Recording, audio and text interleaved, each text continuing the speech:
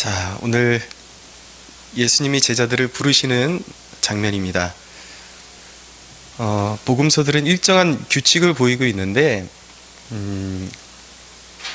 예수님이 성령으로 세례를 받으신 이후에 바로 이렇게 나오는 기사들이 이제 제자들을 선택하시는 기사를 담고 있음을 볼 수가 있습니다. 주님의 사역의 중심은 사람을 기르는 것이었습니다. 그러니까 주님이 공생애를 시작하시면서 쉽게 말씀드리면 가장 초점을 두시고 가장 먼저 하신 일이 제자들을 선별하시는 거였어요. 왜 주님은 사역 초반에 제자들을 선택하시고 길러내셨을까요? 그것은 주님이 구속사역을 이루시잖아요. 근데 주님은 이제 부활하신 후에 하늘로 들려 올려가실 분이에요. 제자들과 주님이 함께 할 수 있는 시간은 3년밖에 남지 않았습니다. 시작부터 이 땅에서 같이 있는 시간이. 주님은 가셔야 돼요. 그렇기 때문에 주님이 올려가신 다음에 갑자기 사람을 길러낼 수 없습니다. 그래서 주님이 공생의 가장 초반에 가장 심혈을 기울이시고 가장 처음에 하셨던 일이 제자들을 선별하시는 것이었습니다. 주님께서 구속사역을 이루시고 난 다음에 구원의 길을 전파하는 일은 누가 해야 되냐면 제자들이 해야 되기 때문에 주님이 가장 심혈을 기울여서 그 사역의 서두에 제자들을 선별하신 것이죠. 여러분, 교회가 해야 할 일은 사람들을 불러와서 그냥 구원의 소망 안에만 머무르게 하는 것이 아닙니다. 그냥 나 구원받았다 그러고 이 자리에 그냥 앉아있는 것은 결코 건강한 성도의 모습이 아닙니다. 모든 사람은 하나님 나라에 이바지하는 사람들로 길러내어져야 하는 것입니다. 우리 가운데도 여러분 그냥 제자리에 안주하려는 그런 자세를 버리십시오. 그리고 주님을 더 알아가기를 원하시고 내가 주님 나라에 우리는 지금 한국교회의 전반적인 모습은 폐잔병들이 모인 그런 모습이거든요. 이 교회 저 교회에서 상처받고 물론 다 이제 싸잡아서 이야기할 수는 없지만 사람하고 마주치기 싫고 그냥 묻혀 다니고 싶은 사람들이 대형교회로 대거 몰리고 있습니다. 그건 비극입니다. 그건 부흥이 아닙니다, 여러분. 진정한 부흥은 소수의 인원이라 할지라도 진정 예수님을 만나고 내 삶을 주님께 기꺼이 드려서 하나님 나라의 유용한 사람으로 쓰임받는 것이 진정한 축복인 것입니다. 자, 첫 번째 대목으로 오늘 그 35절에 37절에 세례 요한이 제자 2명에게 예수님에 관해서 다시 한번 예수님이 어떤 분인지 이야기해주고 예수님께로 인도하는 장면이 나오고 있습니다. 35절에 37절 한번 읽어볼까요? 시작. 또 이튿날 요한이 자기 제자 중 2사람과 함께 섰다가 예수께서 거니심을 보고 말하되 보라 하나님의 어린 양이로다. 2 제자가 그의 말을 듣고 예수를 따르거늘. 아멘. 세례 요한이 2 제자에게 다시 한번 예수님을 소개하기를 하나님의 어린 양이라고 그렇게 소개하고 있습니다. 우리가 하나님의 어린 양에 관한 개념 어저께 다뤘는데 조금이라도 기억하고 계십니까? 네, 그 희생 제물이 되신 예수님. 자, 오늘은 그 하나님의 어린 양에 관한 또 한 가지 개념을 우리가 좀 알고 있어야 돼요. 그것은 무엇이냐면 단순히 구약의 제사 때에 예수님께서 구약의 제물이 보여주는 그 사역이 제물이 보여주는 그것이 예수님의 사역을 예표하는 것이다. 그렇게 어저께 배웠잖아요. 근데 예수님은 또 한 가지 6월절 어린 양으로 오셨습니다. 이 부분이 아주 중요합니다. 왜 주님이 어린 양인가? 그분이 구약에서 나오는 6월절 어린 양이시기 때문이에요. 제가 말씀을 좀 찾아서 읽어보겠습니다. 우리 출애굽기 한번 가볼게요. 출애굽기 12장 5절에서 7절.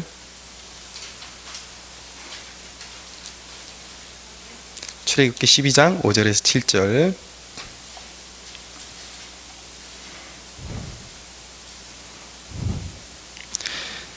같이 읽어볼까요? 시작. 너희 어린 양은 흠없고 1년 된 수컷으로 하되 양이나 염소 중에서 취하고 이달 19날까지 간직하였다가 해질 때에 이스라엘 회중이 그 양을 잡고 그 피를 양을 먹을 집 좌우 문설주 임방에 바르고. 아멘. 그 다음에 13절 14절 한번 더 읽어보겠습니다. 시작. 내가 애굽 땅을 칠 때에 그 피가 너희가 사는 집에 있어서 너희를 위하여 표적이 될지라. 내가 피를 볼 때에 너희를 넘어가리니 재앙이 너희에게 내려 멸하지 아니하리라. 너희는 이날에 기념하여 여호와의 절기를 삼아 영원한 규례로 대대로 지키지니라. 아멘.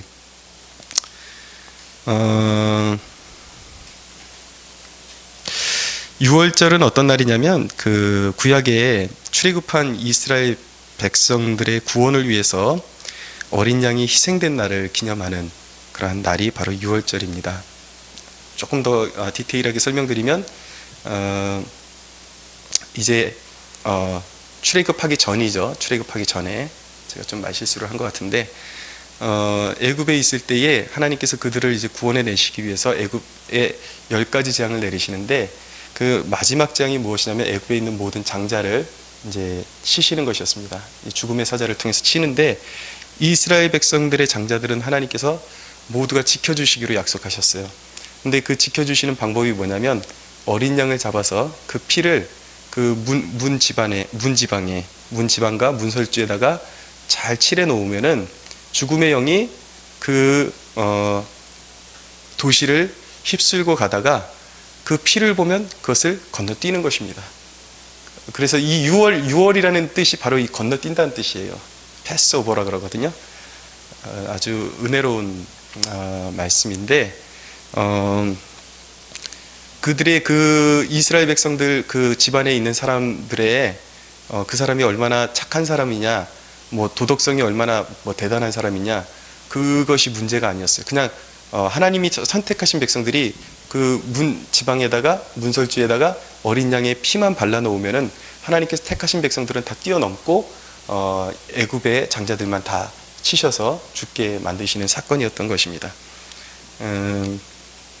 그것이 이제 오늘날 우리에게 의미하는 바는 그 장자가 의미하는 것이 영적으로 다 이제 우리 모든 사람들인 거예요. 우리 다 죽을 수밖에 없는데 우리의 자격 조건이 위해서가 아니라 그 어린 양의 피, 그 우리를 위해서 대속하는 어린 양의 피를 우리가 지니고 있으면 죽음이 건너뛰는 것입니다. 멸망과 저주가 건너뛰는 것입니다. 우리가 그렇게 구원을 얻은 것입니다. 근데 그 이스라엘의 구원을 위해서 어린 양이 희생된 날이 그 6월절인데 우리가 주의해서 봐야 되는 것은 예수님이 제자들과 성만찬을 나누신 날이 그 6월절 식사를 하시기로 한 날이거든요. 근데 독특한 것은 6월절 당일날 하시지 않고 6월절 준비일이라고 성경이 말씀하고 있습니다. 6월절 하루 전에 예수님께서 제자들과 성만찬을 나누셨습니다. 그 이유가 무엇이냐면 예수님이 6월절 어린 양이시기 때문에 6월절 당일날에 본인이 십자가에 못 박히셔서 죄인들을 대속하시기 위해서 6월절 하루 전에 성만찬을 베푸시고 6월절 당일날에 본인이 십자가에 달리심으로 말미암아 본인이 구약 성경부터 쭉 예언되어 왔던 6월절 어린 양이심을 만천하에 드러내셨던 것입니다. 여러분, 이것이 의미하는 것은 예수님은 결코 사회운동가가 아니에요. 정치운동가도 아닙니다. 예수님은 우리를 죄에서 속량하시고 죄인들을 죄와 사망에서 지옥의 권세에서 구원해내시는 사역이 바로 예수 그리스도의 사역이신 것입니다. 그것이 하나님의 어린 양이 뜻하는 바예요. 그러면서 제자들에게 하나님의 어린 양이다 라고 소개를 하시면서 이제 제자들이 예수님을 따를 수 있게끔 자연스럽게 이렇게 양도를 해줍니다. 두 번째 대목으로 가면 이제 예수님이 이 따르는 두 제자에게 두 가지 말씀을 주세요. 그 첫 번째 말씀이 뭐냐면 38절을 한번 읽어보겠습니다. 본문 시작. 예수께서 돌이켜 그 따르는 것을 보시고 물어 이르시되 무엇을 구하느냐 이르되 랍비여 어디 계시오니까 하니 랍비는 번역하면 선생이라. 이 제자들에게 예수님께서 먼저 물으신 내용은 뭐냐면 너희가 무엇을 구하느냐 라고 물어보셨습니다. 이 질문이 굉장히 우리의 신앙에 중요합니다. 여러분, 기독교 공동체에 속하기 위해서는 이 질문에 대답할 수가 있어야 돼요. 이 질문은 믿는다고 하는 우리의 정곡을 찌르는 질문입니다. 여러분은 교회에 나오면서 신앙생활 하시면서 주님 앞에 무엇을 구하러 나오십니까? 여러분들이 신앙생활하는 목적은 무엇입니까? 많은 사람들이 첫 단추부터 잘못 끼기 때문에 실족하는 일을 아주 자주 봅니다. 최근에도 제가 잠깐 신방했던, 우리 현수 청년하고 신방했던 그 자매가 실족했던 이유가 자기가 오래전부터 기도하던 일이 있었는데 그 마음의 소원이 이루어지지 않아서 실족했다고 그렇게 이야기하는 것을 들었습니다. 그러니까 첫 단추를 잘 끼워줘야 돼요. 주님에 대해서 잘 이해하는 것이 그만큼 중요한 것입니다. 그냥 기독교를 어떤 소원을 성취하는 정도의 그런 종교로 이해하면 첫 단추부터 잘못된 것이죠. 그러면 반드시 실족하게 되어 있습니다. 언젠가. 사람들은 마치 주님이 모든 문제를 해결해 주시는 분, 그러니까 우리가 이제 모든 문제를 주님이 다스려 주실 수 있는 분은 맞아요. 근데 어떤 경우에는 그 환경이, 어려운 환경이 오히려 우리에게 필요한 경우에는 주님께서는 하나님은 그것을 우리에게 그냥 허락하시죠. 근데 많은 사람들은 환경까지 다 바꾸고 뭐든지 자기가 다 바꾸고 싶은 대로 바꾸고 싶은, 그렇게 바꿀 수 있는 분으로 하나님을 활용하기를 원하는 것입니다. 그래서 시험에 들어요. 그리고 부를, 마치 예수를 믿으면 부를 누리는 것이 약속된 것처럼 모든 재정의 문제를 해결하고 그런 기울었던 사업이 일어서는 그런 통로가 되지 않을까, 그런 기대감을 가지고 교회에 오는 사람들이 참 많습니다. 사람들의 마음 가운데 지극히 인간적인 메시아상이 이렇게 그 안에, 내면에 잠재되어 있다는 것을 보게 되죠.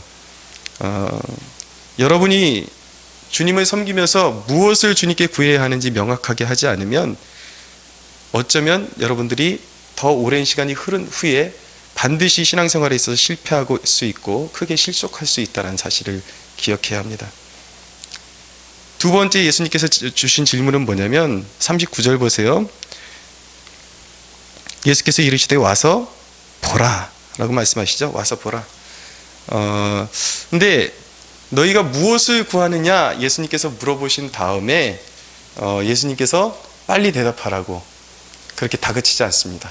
너희가 나한테 무엇을 구하는 건데, 그러면서 야, 너희들 생각은 틀려 먹었어. 너희들은 안 길러. 그렇게 주님께서 반응하지 않으셨다는 것입니다. 예수님은 아주 침착한 모습을 보이고 계세요. 그런 것이죠. 너희가 날 이해하지 못한다고 해서 가라고 하시지 않았다는 거예요. 성경 강해가 중에 뛰어난 강해가인 브루스 밀른이라는 분이 있는데, 그분이 이 부분을 주석하면서 이런 말을 남겼습니다. 예수님은 그들에게 즉각적인 대답을 강요하지 않고 또 그들이 헌신하기 전에 자기와 함께 할 수 있는 기회를 주시는 것을 주목해 보라. 이것은 복음을 듣자마자 즉각 반응을 보이는 것만이 올바른 반응이라고 생각하는 지나치게 열심 있는 그리스도인 증인들이 배워야 할 교훈이다 라고 말하고 있습니다. 우리가 복음을 전할 때에 주의해야 되는 것은 마치 내가 능력자인 것처럼 내가 모든 것, 내가 전할 때마다 사람들이 그것을 받아들여야 하는 것처럼 그렇게 생각하는 것이 어떻게 생각하면은 적지 않은 오류라는 것입니다. 많은 사람들은, 어떤 사람들은, 많이 준비된 사람들은 그 자리에서 예수를 믿겠다고 받아들이는 사람들이 있어요. 그런데 대부분의 경우는 시간이 필요합니다.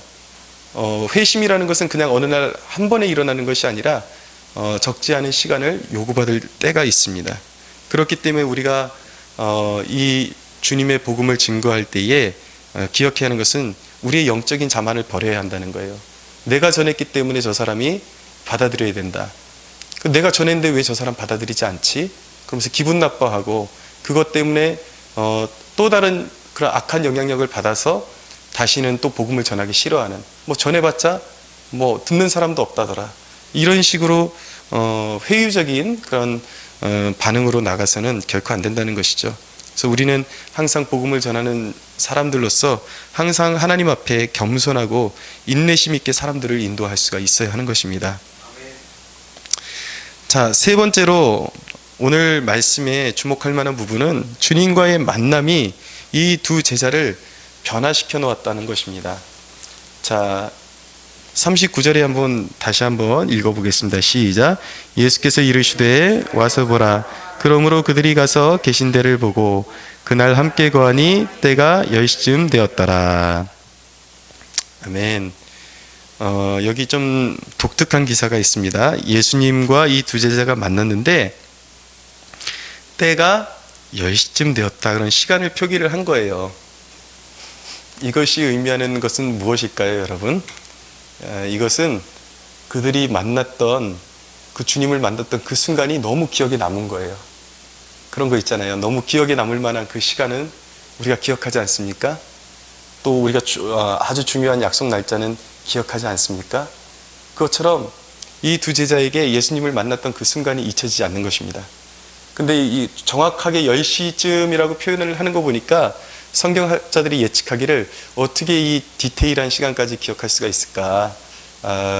그 이유 때문에 이 두 제자 중에 한 사람은 이 책의 저자인 사도 요한이었을 것이라고 그렇게 추측을 합니다. 그래서 지금 아마도 사도 요한과 베드로의 그 형제인 안드레가 지금 이 두 제자인 것이죠.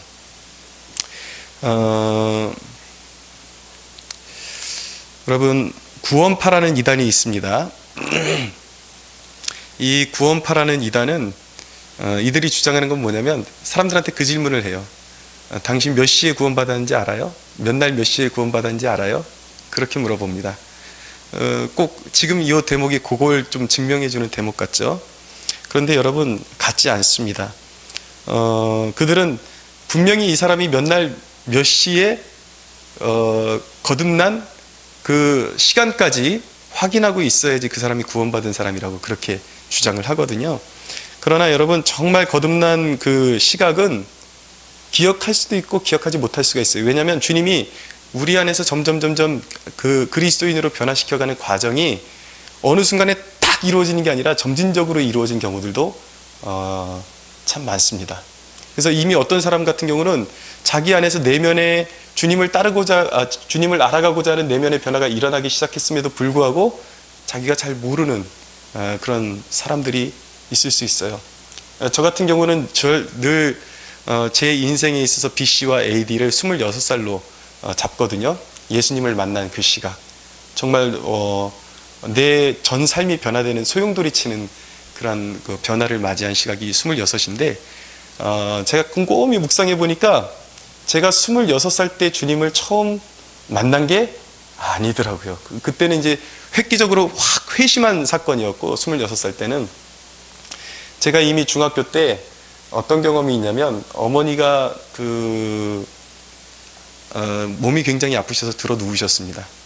근데 저는 그때 하나도 말씀도 모르고 은혜도 모르는 사람인데 그 아버님이 이제 교회 하실 때에 그때 자리에 앉아 있다가 예배 때 아무것도 뭐 들은 것도 없어요. 말씀도 안 들리고 제 안에 뭐 이렇게 말씀이 없으니까 그냥 끝까지 참고 그냥 이제 예배를 끝내고서 어머니가 불쌍한 마음이 들어서 이제 제가 이제 잠깐 기도를 했어요. 기도를 했는데 그때 갑자기 막 몸이 뜨거워지면서 그렇게 통곡하며 오열했던 그런 기억이 있는데 생각해 보니까 그때 저를 주변에서 보던 그 형님들이 이 친구 성령 받았다고 그렇게 이야기했던 그런 기억이 나요.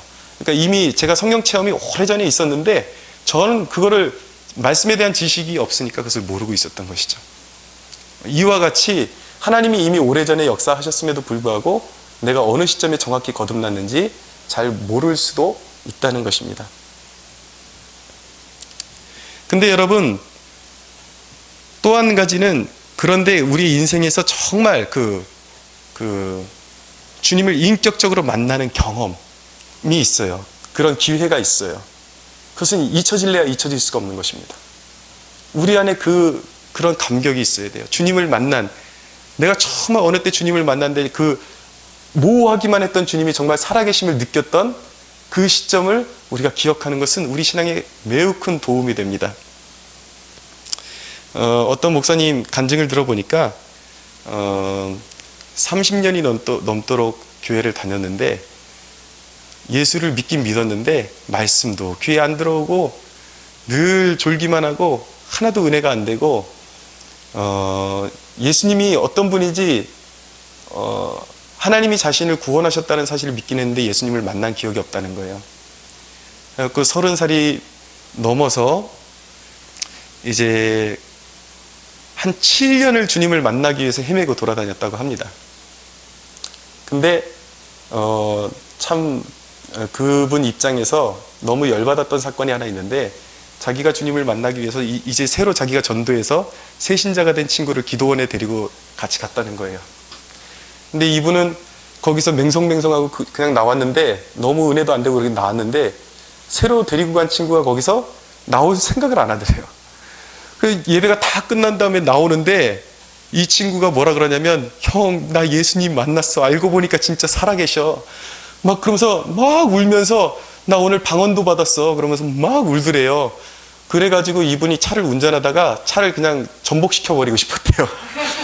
차를 논두렁에다 확 박아버리고 싶었대요.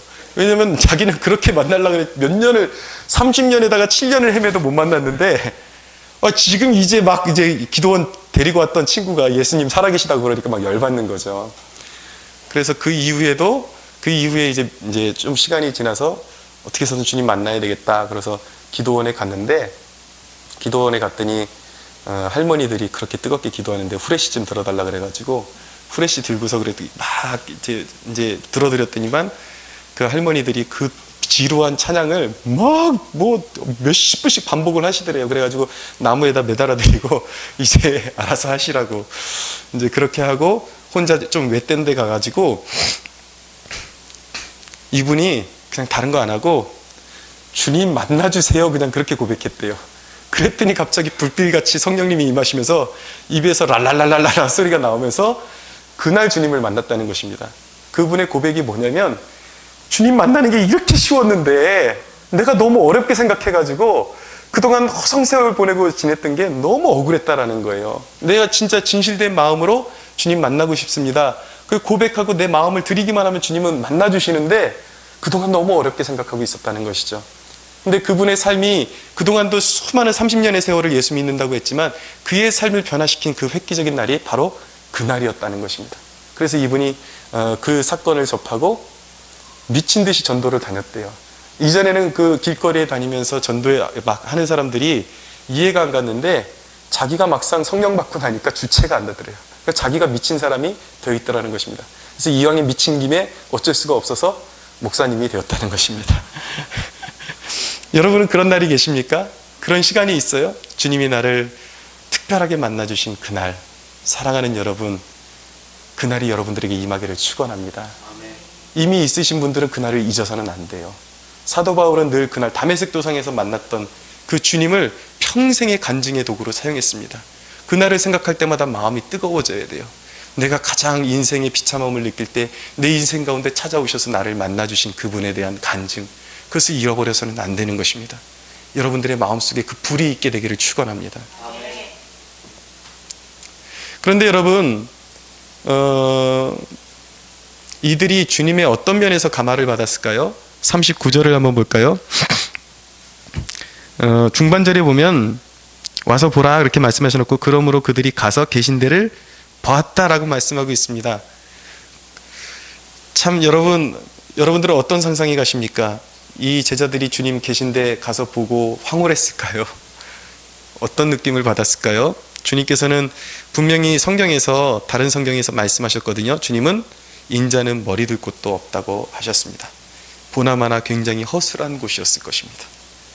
그럼에도 불구하고 그들이 예수님과 하루를 묵으면서 너무 잊혀지지 않는 그 시간을 잊지를 못하고 있는 것입니다. 여러분, 참된 신앙이라는 것은 무엇입니까?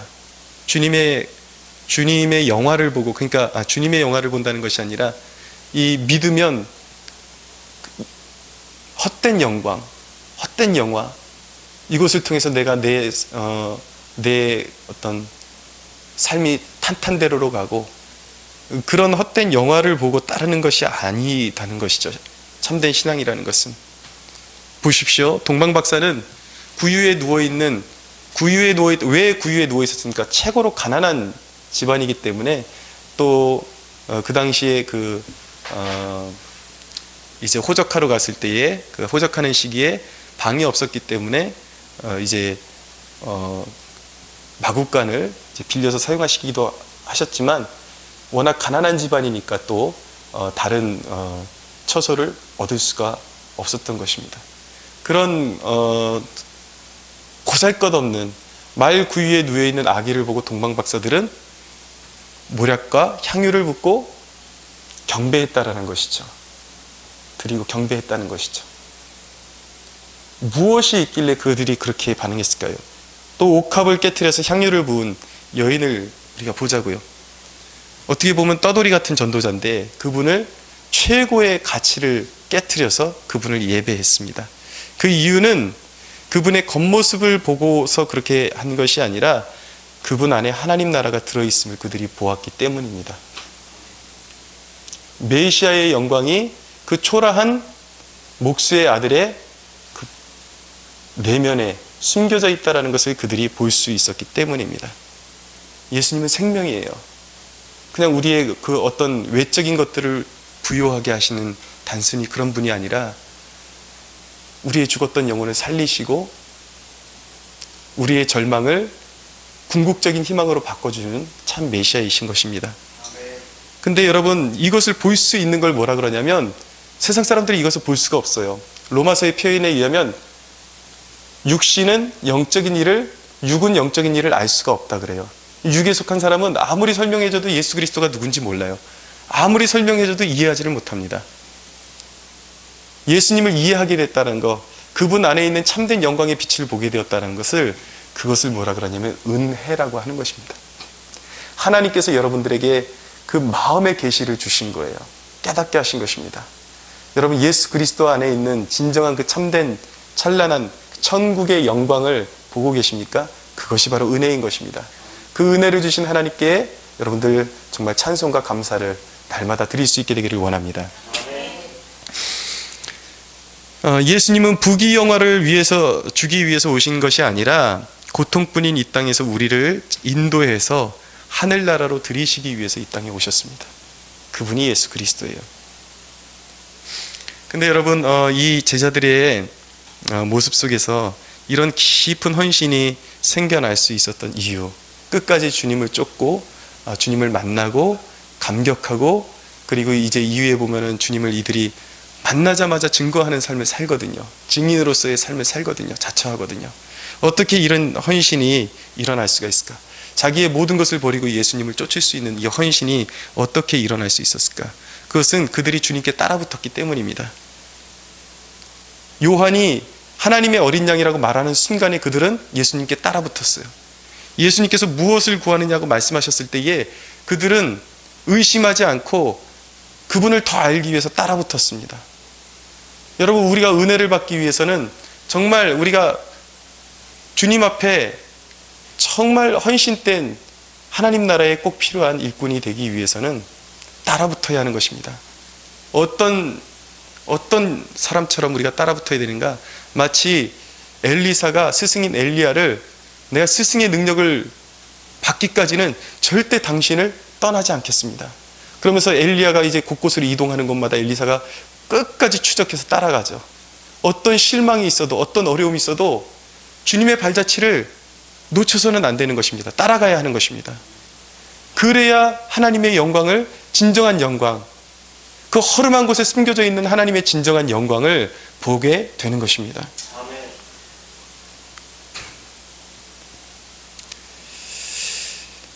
여러분, 주님께 따라붙는 자들이 되어야 하는데 이 제자들은 세례 요한을 품을 떠나서 이제 주님을 따르는 자들이 되었어요.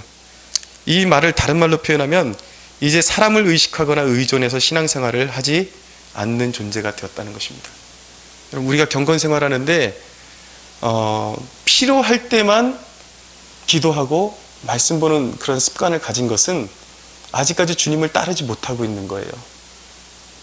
진정으로 주님을 따르는 신앙이라는 것은 누군가가 독려하든지 밀어붙이든지 강제하든지 그런 것이 필요 없어요. 진정으로 주님을 따르는 사람이라면 사람에 의해서 내가 독려받는 것이 아니라, 물론 믿음이 연약해질 때에 우리가 권면이 필요하기도 합니다. 그리고 강권적인 그러한 권면도 필요해요. 그러나 우리의 신앙이 진정으로 건강하게 서기 위해서는 영적으로 사람의 품을 떠나야 되는 거예요.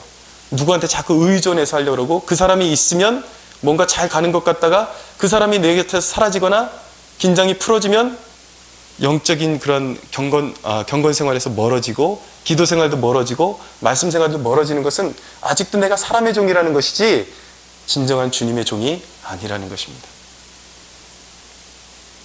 아주 중요해요, 여러분.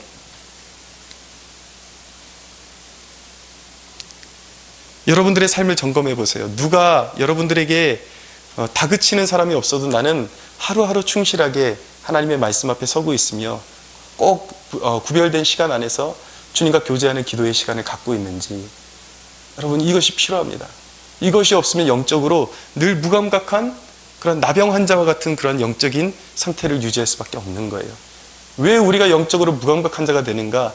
예배를 드려도 왜 그렇게 감격이 없는가? 평소에 말씀으로 채워지지 않고 평소에 기도의 분량이 채워지지 않기 때문에 그만큼 무감각한 존재가 될 수밖에 없는 것입니다.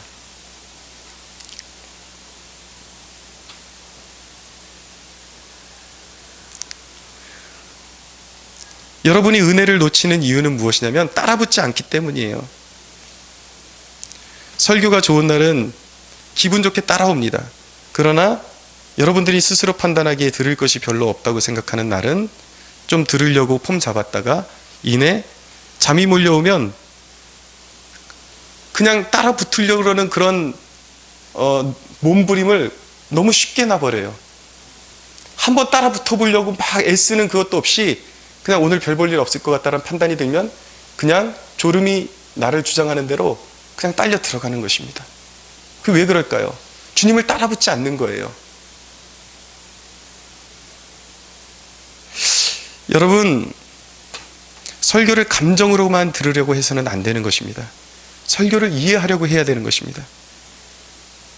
설교를 자기 감정에 따라서 오늘은 좀 좋은 것 같다 그러면 귀를 기울이고, 스스로 판단해서 별 볼 일 없는 것 같다 그러면 귀를 막아버리고 졸음이 오는 대로 그냥 같이 그냥 잠들어 버리는 것은, 여러분, 그것 때문에 우리 안에 말씀이 없는 거예요. 빈곤한 것이죠. 그래서 영적인 빈곤이 오는 것입니다. 스스로 빈곤을 자처하는 것입니다. 그래서 영적으로 가난하게 되는 것이죠. 여러분, 우리가 아무리 기도 생활을 열심히 하고 아무리 열심히 봉사를 한다고 할지라도 말씀이 내 안에 충만하게 있지 않으면, 결국은 말씀의 그 닻을 견고하게 내리지 않으면 인생의 풍랑이 오는 날에 휩쓸려 내려갈 수밖에 없어요. 기도 생활도 말씀이 중심이 되어야 하는 것이고, 봉사도 말씀이 중심이 되어야 하는 것이고, 우리 신앙생활의 모든 것들이 말씀이 중심이 되어야 하는 것입니다. 할렐루야. 여러분, 이런 말씀 드리면 좀 마음이 껄끄러워지기도 하시죠. 우리 목사님은 늘 설교단에서 그렇게 우리를 지적질을 좀 잘하시는 것 같다라고 느끼실 수도 있겠습니다. 근데 제가 존경하는 목회자 중에 데이빗 윌커슨이라는 목사님이 그런 말을 남기셨어요. 뭐라 그러셨냐면, 우리 그리스도인들은 하나님의 충실한 개가 되어야 된다는 것입니다. 어떤 게요? 그 목축업자들이 데리고 다니는 그 목장 개들 있지 않습니까? 그러니까 양들이 길이 아닌 곳으로 벗어나거나 아니면 이리떼가 달려올 때에 양들이 그것을 눈치채지 못하고 그냥 어리석게 놀고 있을 때에 짖어야 된다라는 거예요. 여러분들은 이 단위에서 여러분들의 그 입맛을 잘 맞춰주는 그런 설교를 원할지도 모르겠지만, 여러분들의 진정으로 사랑하는 목회자가 바로 개처럼, 목장 개처럼 짖는 목회자가 여러분들을 진정으로 사랑하는 사람이라는 것을 이해할 수 있게 되기를 원합니다. 그런 마음으로 여러분들이 늘 그 은혜에서 벗어나지 않게 하기 위해서, 제 마음의 안타까움이 무엇인지 아십니까, 여러분? 이 소수의 목회를 하고 있지만 가끔 이 재단에서 제가 기도회를 인도하거나 하나님의 말씀을 선포할 때나 정말 성령님이 강하게 기름 부어주실 때가 있어요. 하나님의 임재를 제가 너무 막 거기 압도돼 가지고 주체하지 못할 때가 가끔씩 있어요. 근데 제가 그렇게 막 그 하나님의 영광스러운 임재 가운데 복받쳐 오르고 그러는데, 여러분들 쪽을 딱 볼 때 제가 힘이 쫙 빠져요. 그냥 물에 갑자기 찬물이 확 끼었는 것 같아요. 아무런 감각도 없고 반응도 없는 그 여러분들의 모습을 보면서 제 마음이 너무 안타까워요. 솔직히 말씀드려서 어저께도 그랬어요. 어저께도 너무 하나님의 큰 임재 가운데 제가 정말 막 복받치, 제가 주체가 안 되는, 감정이 주체가 안 되는 그런 임재 가운데로 들어갔는데, 이게 같이 막 이제 그 임재로 들어가면서 같이 그 임재를 누려야 되는데, 그것이 되지 않는 것이 제가 얼마나 속상하고 얼마나 정말 그 마음이 아팠는지 모릅니다. 그것이 목회자의 마음이에요, 여러분. 여러분, 태도의 문제입니다. 우리가 예배를 드리면서 또 기도회를 하면서 늘 해왔던 것인데 오늘도 뭐 그냥 그렇겠지, 그런 생각에 머물고 있으면은, 그런 생각에 머물고 있고 따라붙지 않으니까 만날 기회를 놓쳐버리는 거예요. 여러분, 기도에 늘 기도할 때도 제가 여러분들 좀 더 힘을 내서 기도하십시오, 적극적으로 기도하십시오라고 독려하는 것이 무엇이냐면, 하나님이 그런 태도를 기뻐하시기 때문이에요. 믿으십니까? 근데 여러분, 여러분의 태도가 변하지 않고 여러분의 영이 하늘의 양식으로 결코 채워질 수가 없습니다. 예레미야 29장 13절은 말씀하세요. 너희가 온 마음으로 나를 구하면 나를 찾을 것이요 나를 만나리라. 할렐루야. 온 마음, 정성된 마음, 하나님께 집중하는 마음. 여러분, 제가 요즘 기도하고 있는 제목이 그것입니다. 주님의 상에서 떨어지는, 정말 개들에게 떨어지는 그 부스러기라도 있으면은 제가 그 개가 되고 싶습니다. 그 은혜 제가 받고 싶습니다. 여러분, 제 마음의 소원이 그것입니다. 여러분, 이런 동일한 소원이 저와 여러분들에게 모두 일어나기를 소원합니다. 그렇지 않으면 우리는 가난해질 수밖에 없어요.